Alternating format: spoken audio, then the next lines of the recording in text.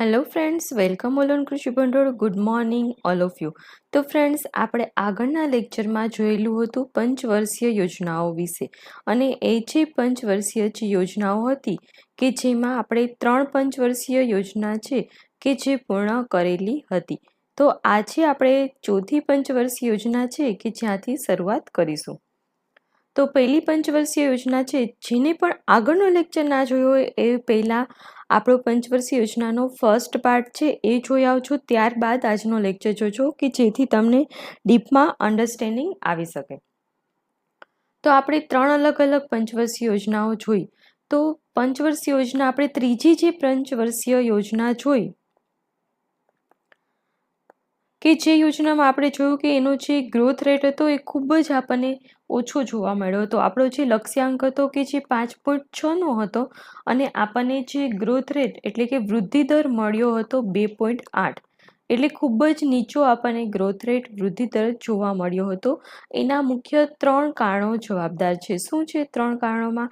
તો પહેલું તો કે ભારત અને ચીનનું યુદ્ધ હતું. ત્યારબાદ ભારતનું પાકિસ્તાન સાથે યુદ્ધ થયેલું હતું. અને ત્રીજું કે 1965નો જે સમયગાળો હતો કે જેમાં ભારતમાં ભયંકર દુષ્કાળની સ્થિતિ સર્જાણી હતી. ખૂબ જ મોટા પ્રમાણમાં 1965માં દુષ્કાળ પડ્યો હતો. અને આ દુષ્કાળ પડવાના કારણે આપણી જે પંચવર્ષીય યોજના હતી કે જે ટોટલી ફ્લોપ ગઈ હતી, આપણે એવું કહી શકીએ ત્રીજી પંચવર્ષીય યોજના, કેમ કે એનું જે અનુમાન હતું 5.6નું, એમાંથી આપણને માત્ર 2.8%નો જ વૃદ્ધિ દર જોવા મળ્યો હતો. એટલે શું થયું કે આ યોજના છે કે જે આપણી ત્રીજી પંચવર્ષીય યોજના નિષ્ફળ ગઈ. એટલા માટે યોજના અવકાશ આવ્યો. શું આવ્યું? પ્રથમ યોજના અવકાશ. પ્રથમ યોજના અવકાશ આપણને જોવા મળે છે. અને આ જે પ્રથમ યોજના અવકાશ છે કે જેને રોલિંગ પ્લાન તરીકે પણ આપણે ઓળખીએ છીએ. એટલે કે શું રોલિંગ પ્લાન એટલે શું? તો કે જ્યારે પંચવર્ષીય યોજનાઓ લાગુ પાડવાની આપણી જે સ્થિતિ ના હોય અથવા તો કોઈ પણ અલગ કારણો હોય, કોઈ રાજકીય કારણો હોય, એવા સમયે જે તે સરકાર હોય એ 1 વર્ષીય યોજના બહાર પાડે છે અથવા તો 2 વર્ષીય અથવા તો 3 વર્ષીય યોજનાઓ હોય કે જેનો ટાર્ગેટ પ્રમાણે યોજના બહાર પાડે છે કે જેને આપણે યોજના અવકાશ અથવા તો રોલિંગ પ્લાન તરીકે પણ ઓળખતા હોઈએ છીએ. તો પહેલો આપણો જે યોજના અવકાશ છે કે જેનો સમયગાળો આપણને જોવા મળે છે 1966 થી 1969. આ 3 વર્ષનો જે સમયગાળો છે કે જેમાં પ્રથમ આપણો યોજના અવકાશ આપણને જોવા મળે છે. અને આ જે યોજના અવકાશ છે તમે અહીંયા જોઈ શકો છો 1966. એમાં શું થયું હતું? આપણે હરિત ક્રાંતિ ભારતમાં થઈ હતી. કે આપણે કહી શકીએ હરિત ક્રાંતિની શરૂઆત 1966થી થઈ હતી. તો આપણે પ્રથમ યોજના અવકાશમાં એક નવી કૃષિ નીતિ પણ અપનાવેલી હતી. શું અપનાવેલું હતું? તો કે નવી કૃષિ નીતિ. આ યોજના અવકાશમાં નવી કૃષિ નીતિ અપનાવેલી હતી. અને આ જે કૃષિ નીતિ જે અપનાવી હતી એમાં શું આપણે હતું? તો કે હાઈ યીલ્ડિંગ વેરાયટી છે કે જેનું સીડ્સ ભારતમાં ડૉક્ટર MS સ્વામીનાથન છે કે જે MS સ્વામીનાથન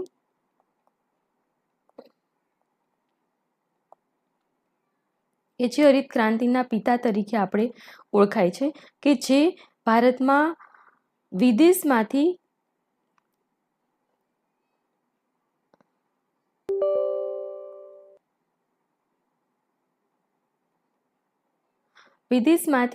જે હરિત ક્રાંતિ થવા માટેના જે મુખ્ય પરિબળ હતા કે જેમાં હાઈ યીલ્ડિંગ વેરાયટીનું સીડ્સ કે જે MS સ્વામીનાથન લઈને આવેલા હતા.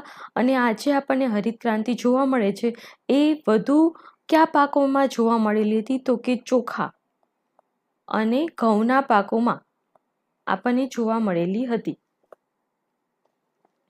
આ બંને પાકોમાં હરિત ક્રાંતિ થઈ હતી. અને ત્યારબાદ આપણને જો એવો ક્વેશ્ચન પૂછે કે ભારતમાં હરિત ક્રાંતિના પિતા તો કે MS સ્વામીનાથન છે અને વિશ્વમાં કોણ છે? તો જો આપણે વિશ્વની વાત કરીએ હરિત ક્રાંતિના પિતા, તો વિશ્વમાં આવશે એની બોરલોંગ. કોણ આવશે? એની બોરલોંગ. કે જે વિશ્વમાં હરિત ક્રાંતિના પિતા તરીકે ઓળખાય છે. એટલે આપણે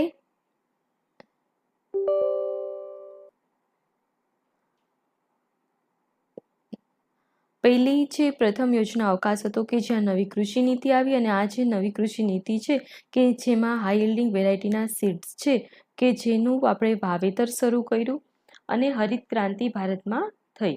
અને હરિત ક્રાંતિ એના માટે જે હરિત એટલે કે ગ્રીન રિવોલ્યુશન એ શબ્દ સૌપ્રથમ વખત કોણે યુઝ કરેલો હતો?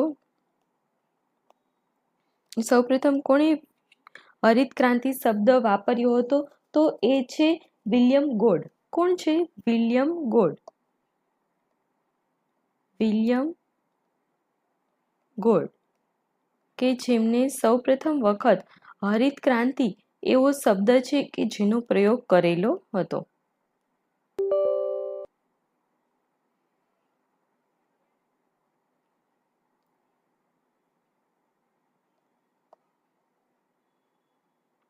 એક સેકન્ડ, આપણી સ્ક્રીનમાં કંઈ થઈ ગયું છે, હું કરેક્ટ કરી લઉં આને.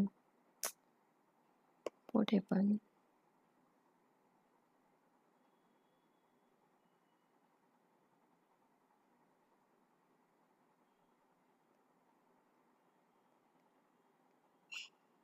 ઓકે, સ્ટાર્ટ કરીએ. આપણું જ્યાં પહોંચ્યા હતા એ કે વિલિયમ ગોડ કે જેમને સૌપ્રથમ વખત હરિત ક્રાંતિ એવો શબ્દ છે કે જે યુઝ કરેલો હતો. ત્યારબાદ જો આપણે વાત કરીએ કે બીજું આ પ્રથમ યોજના અવકાશ છે કે જેમાં બીજું શું થયું હતું, તો બીજાની જો એક સેકન્ડ, આ શું નોટિફિકેશન આપણે આવે છે? Please complete the activity. Okay, એક second. Sorry to disturb us this.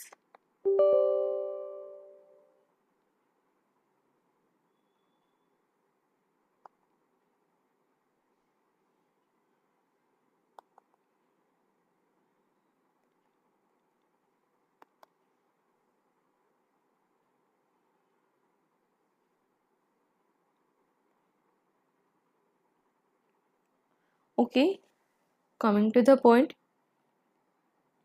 ત્યારબાદ પ્રથમ યોજના અવકાશ છે એમાં બીજા કયા સિનારીઓ આપણને જોવા મળેલો હતો? તો પ્રથમ જે યોજના અવકાશ છે કે જેમાં 19, હવે ફરી નોટિફિકેશન અહીંયા આવી ગઈ છે જે આપણી, પણ કોઈ વાંધો નહીં, હવે એની સાથે જ આપણે કવર અપ કરીશું એટલે આપણું ડિસ્ટર્બ ના થાય. ઓકે, તો 1966 છે આ જે સમયગાળો હતો કે જેમાં ભારતમાં પૈસાનું અથવા તો રૂપિયા કે જેનું અવમૂલન થયું હતું. શું થયું હતું? અવમૂલન જો થયું હતું. એટલે શું અવમૂલન? પૈસાનું અવમૂલન અથવા તો રૂપિયાનું અવમૂલન કોને કહેવામાં આવે છે? તો અવમૂલનની જો વાત કરીએ અથવા તો અવમૂલન અથવા અવમૂલ્યન, ગમે એ શબ્દ આપણે યુઝ કરીએ છીએ, તો એના માટે હું તમને કહું અવમૂલ્યન, આને આપણે રહેવા દઈશું. ઓકે, બીજું આપણે સ્પેસ છે એમાં જ આપણે યુઝ કરીશું એટલે આપણને ડિસ્ટર્બ ના કરે. તો અવમૂલ્યનની જો વાત કરીએ, અવમૂલ્યન અથવા તો અવમૂલન, અવમૂલન એટલે શું? તો કે 1 રૂપિયો છે, 1 રૂપિયો બરાબર પહેલા શું હતું?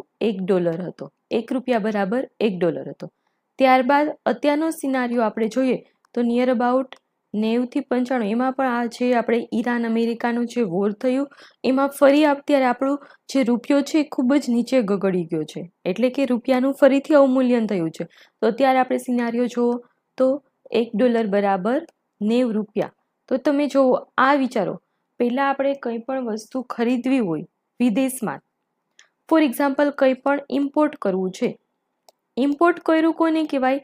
તો કે આયાત. આયાત જે વસ્તુ કરીએ એને ઇમ્પોર્ટ કરેલું કહેવાય. અને આપણા દેશમાં કંઈ પણ વધારે વસ્તુ હોય, ફોર એક્ઝામ્પલ કેરીની હમણાં સિઝન આવશે તો આપણે કેસર કેરી જે ગીરની છે કે જે આપણે ઓસ્ટ્રેલિયા છે, અમેરિકા છે, કેનેડા છે અથવા બીજા પણ દેશો જે છે કે જ્યાં મોકલીએ છીએ, આપણી પાસે જે સરપ્લસ વસ્તુ છે એ આપણે ફોરેન મોકલીએ તો એને એક્સપોર્ટ કર્યું કહેવાય. તો એક્સપોર્ટ કરીએ તો ત્યારે શું થાય છે?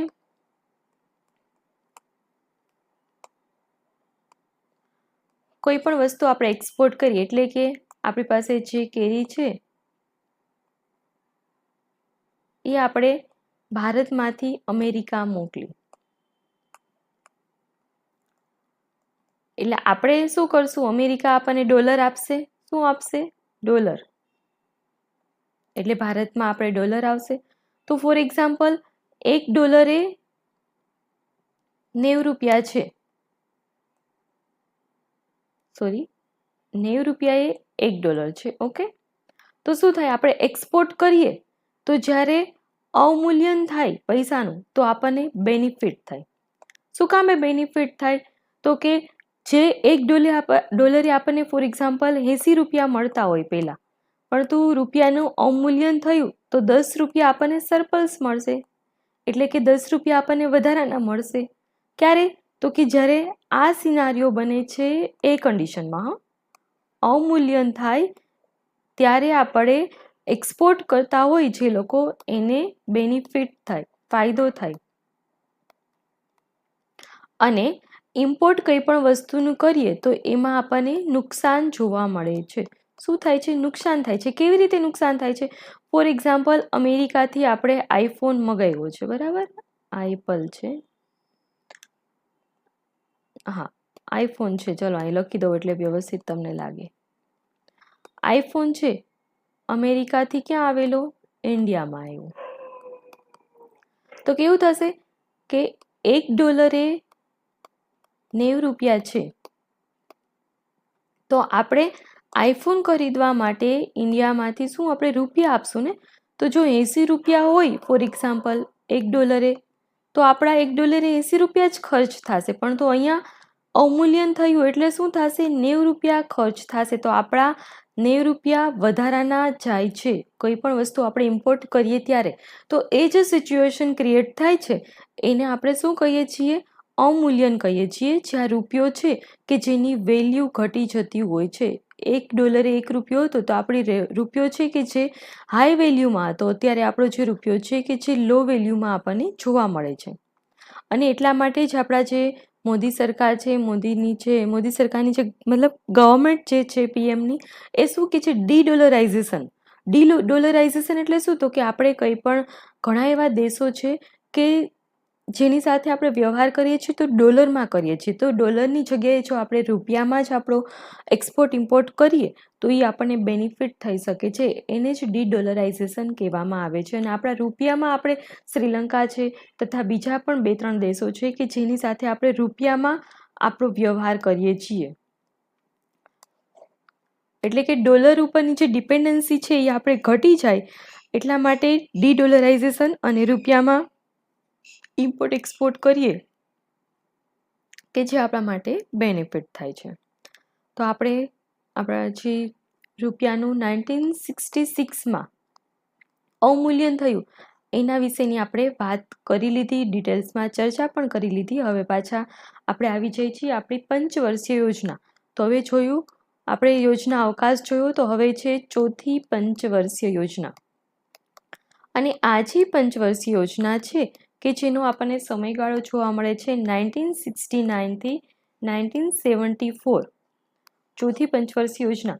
તો આપણે જોયું હતું કે હર એક પંચવર્ષીય યોજના છે એમાં શું ઇમ્પોર્ટન્ટ છે, એક તો સમયગાળો ઇમ્પોર્ટન્ટ છે, એ આપણે જોઈ લીધો. ત્યારબાદ એમાં કયું મોડેલ યુઝ થયું છે એ, અને એના લક્ષ્યાંક અથવા તો કંઈ પણ અચીવમેન્ટ હોય એ, આટલી વસ્તુ બધી યોજનાની આપણી ઇમ્પોર્ટન્ટ છે. તો અહીંયા મોડેલ આપણને કયું જોવા મળે છે, તો કે એલેન મોટો અને અશોક રુદ્રનું મોડેલ આપણને જોવા મળશે ચોથી પંચવર્ષીય યોજનામાં. કેનું, એલેન મોટો અને અશોક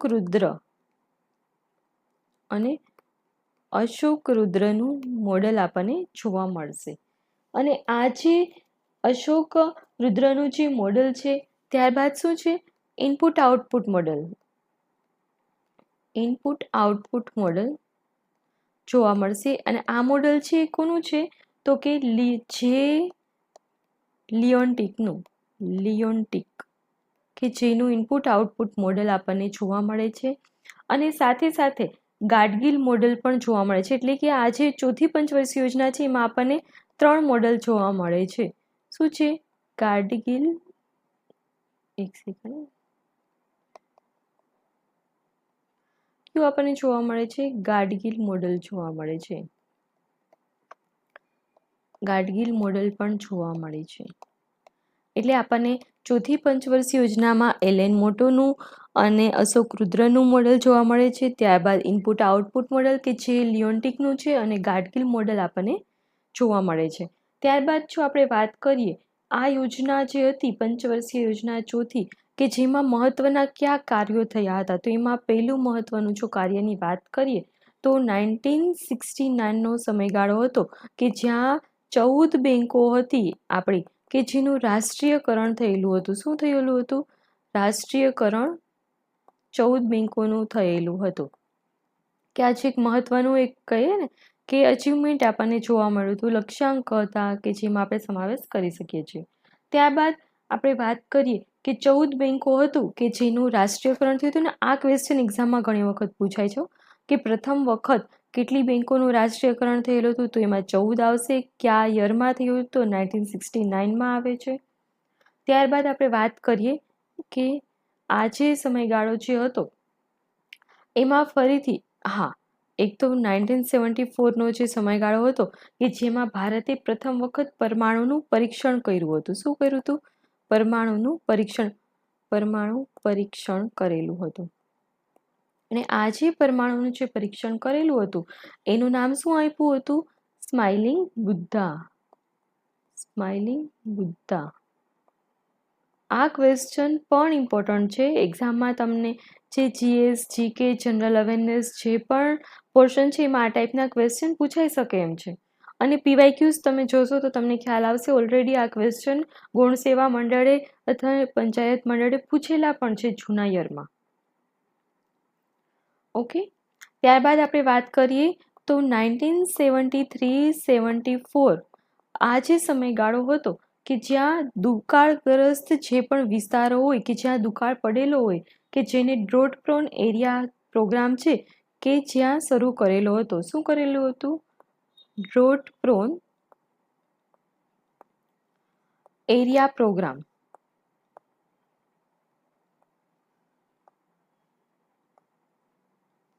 એટલે કે દુકાળગ્રસ્ત જે પણ વિસ્તારો હતા કે જ્યાં ડ્રોટ પ્રોન એરિયા પ્રોગ્રામ છે કે જે 1973-74માં શરૂ કરવામાં આવેલું હતું.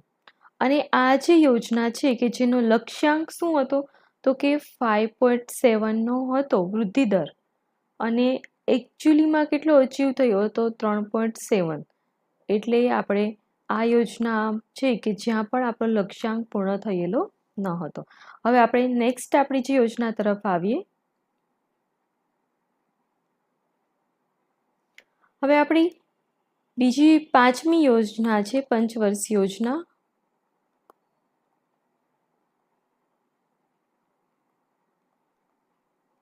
અને આ જે યોજના છે કે જેનો સમયગાળો આપણને જોવા મળે છે 1974થી 1978. ઓકે. તો આમાં કેવી રીતના હતું તો કે આ જે યોજના છે કે જેમાં એકચ્યુઅલીમાં 4 વર્ષનું જ હતું અને 1 વર્ષનું આખું અલગથી પ્લાન કરેલો હતો. એટલે 1974થી 1978 હતું અને એક યર જે છે કે જે એક્સ્ટ્રા એડ ઓન કરેલું હતું. અને આ જે હતું યર કે જેમાં મોડેલ કયું હતું તો કે ડીપી ધર મોડેલ યુઝ થયેલું હતું. શું હતું?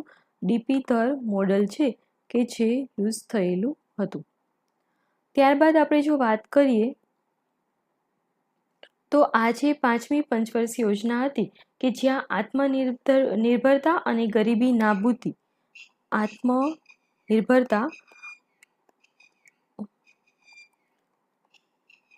તથા ગરીબી નાબૂદી એ શરૂ થયું હતું, અથવા તો એ એક સ્લોગન હતું ગરીબી નાબૂદી. અને આ જે ગરીબી નાબૂદી છે કે જે કોને કહેલું હતું? ઇન્દિરા ગાંધીજીએ. ત્યારબાદ આપણે આ જે પંચવર્ષીય યોજના છે એના મહત્વના કાર્યો. તો મહત્વના કાર્યોની જો આપણે વાત કરીએ તો સૌપ્રથમ વખત 2 ઓક્ટોબર 1975 આ જે સમયગાળો હતો શું ત્યારે થયું હતું? રિજનલ રૂરલ બેંક છે કે જેની સ્થાપના થઈ હતી, અને આ જે રિજનલ રૂરલ બેંક છે કે જેને આપણે ક્ષેત્રીય ગ્રામીણ બેંકો તરીકે પણ ઓળખતા હોઈએ છીએ, અને આ બેંકની સ્થાપના કોની ભલામણથી થઈ હતી? તો કે નરસિમ્હન સમિતિની ભલામણથી થઈ હતી. નરસિમ્હન સમિતિની ભલામણથી.